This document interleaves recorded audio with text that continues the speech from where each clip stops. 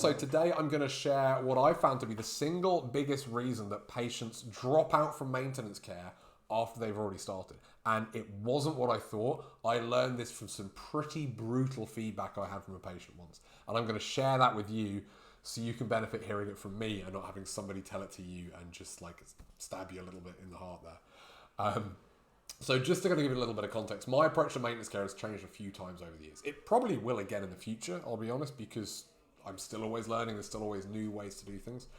When I first graduated, I kind of thought my job was to recommend and get everyone possible on maintenance care. Not like force them, but I thought I'm not really doing my job if they just come in for a few visits and go, because maintenance care would be better for everybody, right? I'm a second gen chiropractor.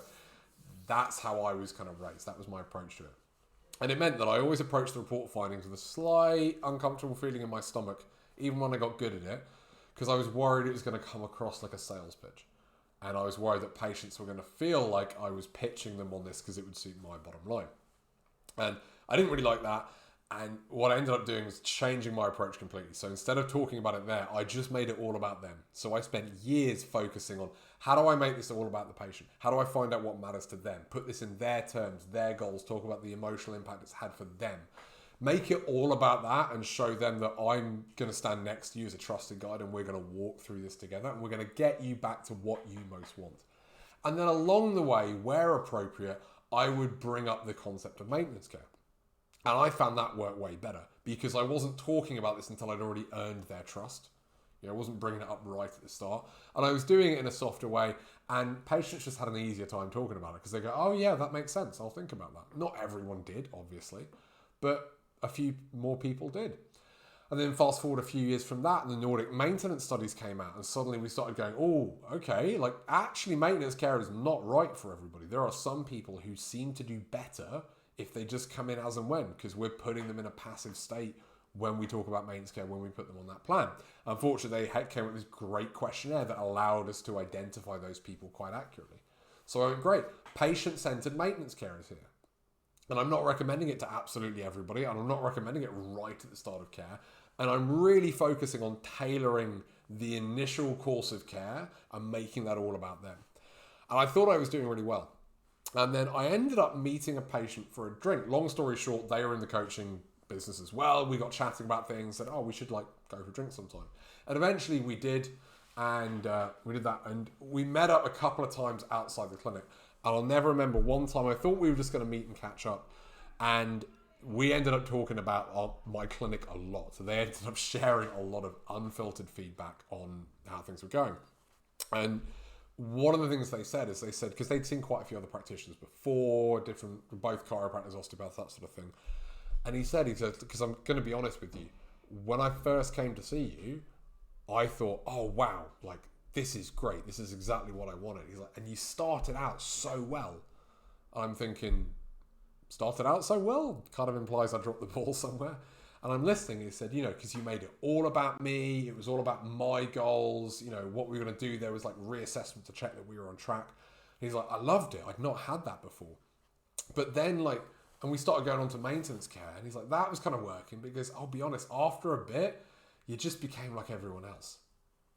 I was like, what do you mean? He goes, well, like it just felt like you were going through the motions. Like I'd come in, you'd assess something, you'd do a bit of treatment and off I'd go, come back in 6 weeks. It's like, it felt like it was routine. It felt like it was just the same thing you gave to everybody. And that's what I'd had with every other practitioner before. And I stopped and I was like, okay, like that sounds not good. And then the bit that really hit me goes like, oh, and I was so disappointed because I really thought you were different. Like it started out so well. And it was like this, like stabbed me right in the heart of like, because I know he'd seen other people and he wasn't that happy with the results. And suddenly I thought, yeah, you know what? He hasn't been in for a few months either. And it was just like, oh, he's not mad. He's disappointed. Like that hit me. And I'll be honest, I'd stopped and I thought, yeah, he's right. Like actually, it's not like I don't care about patients that come in for maintenance care. But at that point, once they got maintenance care and once they were on board with it and agreed with it, I was like, great. Like, job done. We can just keep doing this for as long as they're happy to. And I stopped trying to make it all about them. I stopped trying to go, okay, because I figured we had a plan. Like, initially, it's like, right, What do they need? Okay, here's the plan. Here's what I'd recommend to get you where you want to be. And we're going to reassess it at this point. And then we're going to reassess it again here. But then once they were on maintenance, I was like, cool, well, they get it. They're happy with that. Let's just keep doing this. And yeah, I'll be honest. I didn't go on autopilot fully, but I wasn't really putting the same effort into the relationship that I was at the start. And I realized this and thought, oh, God, he's right. And I can't do this. Like, I'm supposed to be like all about patient-centered care. And yeah, that's not really patient-centered after a certain point. Like, it's still beneficial. I wasn't like phoning it in. But I stopped and thought, okay, this has to change because I don't want anyone else feeling this way. And I realized one of the key things, one of the big changes that happened when I went to maintenance care after the initial course of care with the patient is I stopped checking back in with them. Like, I'd ask how they were doing, how was it after last time? But I stopped having a formal sit down with them and going, right, here's where we were, here's where we are, here's how I think we're doing, here's what I'm seeing in the tests. What about you? How do you feel we're doing? Are you happy with the progress? Are we still working on the same thing? Are we still working towards the right goal? Do you think that we should bring something back? Do you think we should bring something new? Do you think we should try a different approach? Like, I would do that every time I did a review with somebody. Like, first initial schedule, first few sessions. Okay, we'll do that and then we'll review. And then after the first 3 months, we'll do that and then we'll review. And I was telling patients there's a start and an end date to this. But then I'd get to maintenance care and it'd be, okay, well, if you want to do maintenance care, this is what it looks like, you know, every month, every 3 months, every 6 weeks, whatever it is. And if they went, yeah, okay, I was like, great, job done. They're on board. Let's start doing that. And I stopped checking back in. I stopped formally sitting down with them and going, okay, how do you feel this is going? And it's a really simple change, but since I started doing that, it's made such a difference. And it's allowed me to pick up a few times where actually a patient was starting to go, yeah, it's not really working for me like I thought, or actually, yeah, we used to do this, and actually I didn't talk about it then, but I really like that, and I kind of miss that now, or feels like we're doing X, Y, Z, but I feel like there's maybe something more we could add. And I've picked up all these times where, if I'm honest, this patient was probably half on their way out the door if it wasn't for the fact that we would still stop down and review. So I now look at maintenance care as something that has an end point. You know, when I recommend it, I said, let's recommend it, let's do maintenance care, trial this for the next 6 months, or however long it might be.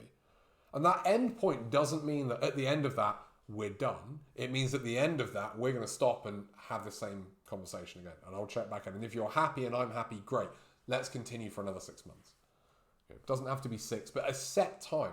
So I'm only recommending they do that. So the patient only feels that they're committing to maintenance care in several month chunks. And that formal sit-down review doesn't have to be, right, we're going to sit down and do a whole full-body reassessment. You're going to fill out a bunch of forms and we're going to sit down and have a long, extended appointment. It may be just, this is a reminder for me to check back in and go, are you happy with how this is going? So give that a try. So you don't have to have that really brutal feedback that I did that really hit me in the heart. But when you recommend maintenance care, just recommend a trial period, especially at the start. But even then go, right, let's continue on that, or let's make a change. And after another few sessions in however many months, we'll reevaluate it. So the patient only feels they're committing to a few chunks of maintenance care at a time, and it will keep you honest, and it will keep you more engaged, and it will prevent them from ever feeling like, oh, it just became a bit like, see you in 6 weeks, see you in 6 weeks. So give that a try. Any questions on any of that, as always, let me know. Otherwise, I'll see you soon for another video. Take care, guys.